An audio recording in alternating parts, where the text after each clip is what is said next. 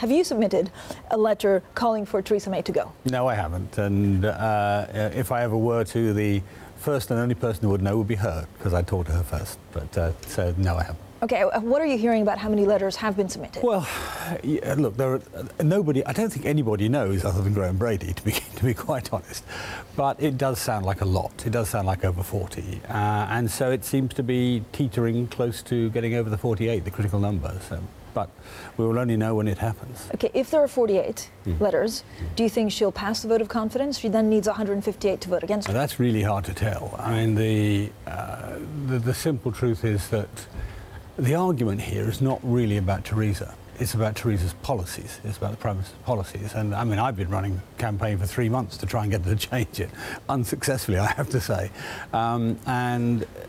It depends on how she responds. I mean, she's got a delegation, I think, going to see her today to try and get her to change the policy. She's had 5 of her cabinet, supposedly, we're told, try to get her to change the policy. But what are the real chances of it changing? If the policy doesn't change, do you think we need a new Prime Minister?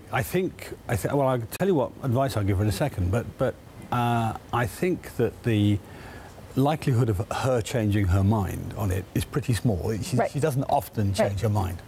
So they'll go to her and talk to her. But if I were giving her advice, I mean, the Chief Whip will tell her what the odds are. But if I were giving her advice, I'd say put this proposal to the House of Commons straight away. It's, you've got 500 odd pages of it.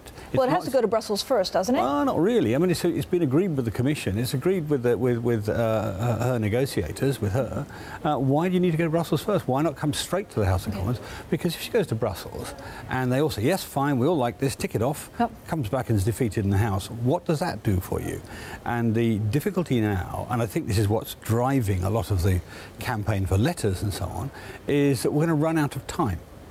I mean, you showed a graph earlier which said, you know, but Mr. Davis, deal or no deal, and the no deal vote leads to chaos. No, it doesn't. The no deal vote leads to going back and talking again. I mean, let's not kid ourselves. Okay, but let's just go back. If there's a leadership challenge now, is that not too close to the time? Like, why would you not say, look, if it's either between this deal or a possible staying in the EU as a Brexiteer, I would support the Prime Minister. And look, what you say, is it too close to time? It depends on how long it takes, and who knows. I think probably if you had to have a leadership challenge, there are all sorts of risks in it, but I think it could be made short. But I think a much better option is actually put the thing to the House now. I mean, what's driving people is a fear that they're going to end up at Christmas with this vote, at which point you really are out of time, because, you know, if it's not clear by Christmas, you go back and negotiate again. You haven't got time to ratify whatever comes up. But don't. I mean, one of the things that happens in London very often with media is they tend to take the Brussels assertions as sort of the God-given truth, and it's not. It's a negotiating stance. If we go to a no deal, it will be uncomfortable for Britain, but it'll be a lot more uncomfortable for some of the European countries. It'll be uncomfortable for Ireland, Holland, Belgium, and for parts of Germany. They lose a third of their car sales. So they will talk. You know, if Mr. Davis, what are the chances, do you see, of a no deal, but actually an inadvertently no deal? So that actually there's a constitutional crisis, Parliament doesn't approve, it kind of gets a little bit messy, and so there's a crashing out. Is that a 20% chance? No, I think, I mean, the very fact you've got a ratification period will give you a sort of 3-month warning of no deal. I mean, my view, frankly, is that the government should be ramping up the preparations for no deal anyway, as a matter of standard procedure. But there are also a variety of no deals. There's sort of bare bones no deal. So people keep talking about aviation risks. That's not going to happen. We're going to sort that out, whatever happens in whatever deal. Data risk, maybe a bit more problem, but I think we'll sort that out too. Mr. Davis, talk to me about, so if there are not enough letters, right? Yeah. So if there's not actually a vote of confidence in the Prime Minister, would you support her? Is this a one-shot kind of, you either unsettle her now or you stick behind her? No, I mean, my view is this deal is no good. It's actually, from some points of view, it's worse than membership. And if it comes down to it, and it's between this deal that's being proposed and no deal, I would rather go for no deal. Now, she's talking to CBI today. they will be saying to her, oh, we like what you've got, because it's basically freezing everything in place. But the CBI is just one arm of industry. The businesses that should worry about what's been put in place are the business with innovation, with new businesses, with new, because the opportunities are going to be shut down by this deal. We're going to give the control of our regulations. Markets just don't want uncertainty, right? Markets don't want uncertainty. Well, investors want certainty. They want stability. Big business wants stability. Right. No doubt about that. Small businesses want it too. The new businesses don't. I mean, if you had here sitting in this chair James Dyson, one of our great innovators, he wouldn't say he wanted certainty. He'd say he wanted opportunity. He wants to be able us to be able. Right, but you need capital to go into your business if you're small, big, or medium. Yeah. But capital doesn't pursue certainty. Capital pursues opportunity, and the danger of this proposal is it will shut down future opportunities. Just imagine. We're good at artificial intelligence, we're good at genetics, we're good at life sciences. We're going to be world leaders in those areas. We are world leaders in those areas.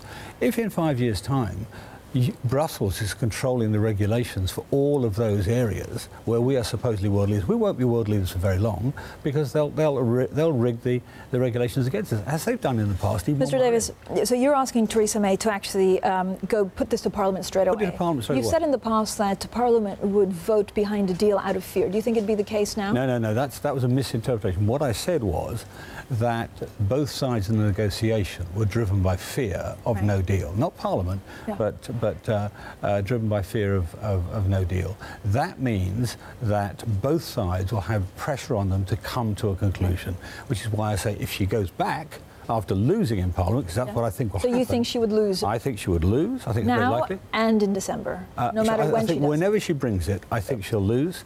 So better to get that clarified, crystallised now, so she can go back and talk to the... Was Dominic Raab right to resign? And does it give him first mover advantage in a leadership contest?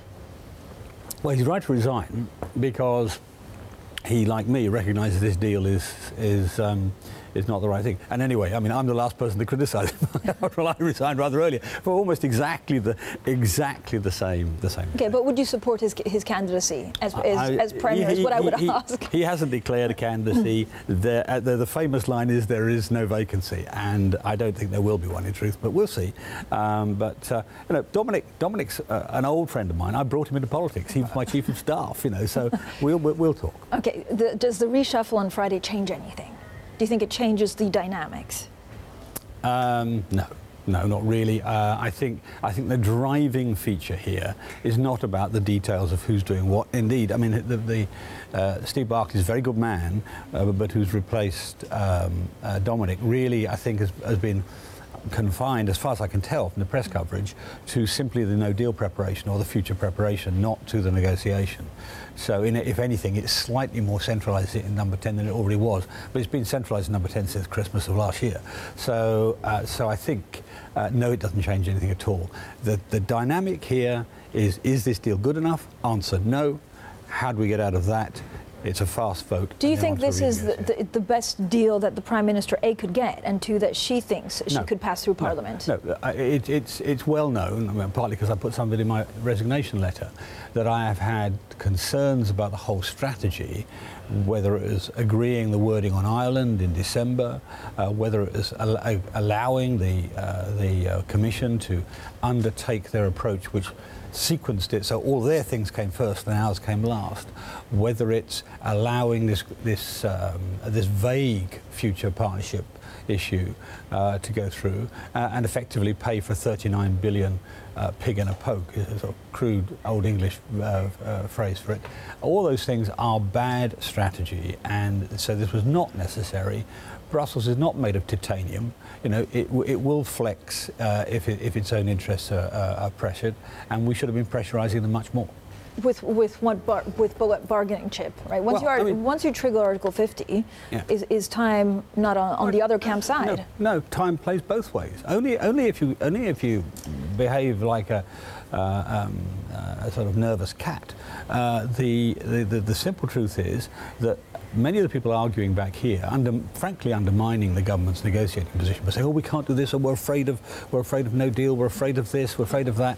The truth is they've got more to lose than we have. If you think this was lousy negotiation, then go for a leadership challenge. if you think this is lousy negotiation, if it's a lousy deal, challenge the Prime Minister. Why not? What I've said all along is that she's a good Prime Minister. Just on this particular issue, we disagree.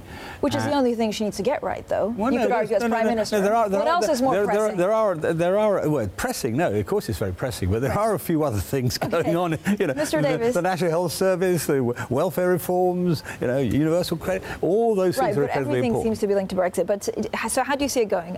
A parliamentary vote that gets shot down, and then a second vote that gets passed through? Well, I think parliamentary vote that gets rejected, probably quite emphatically. That's the point. It won't be sort of lost by a couple of votes. I think it'll be lost by a large number of votes.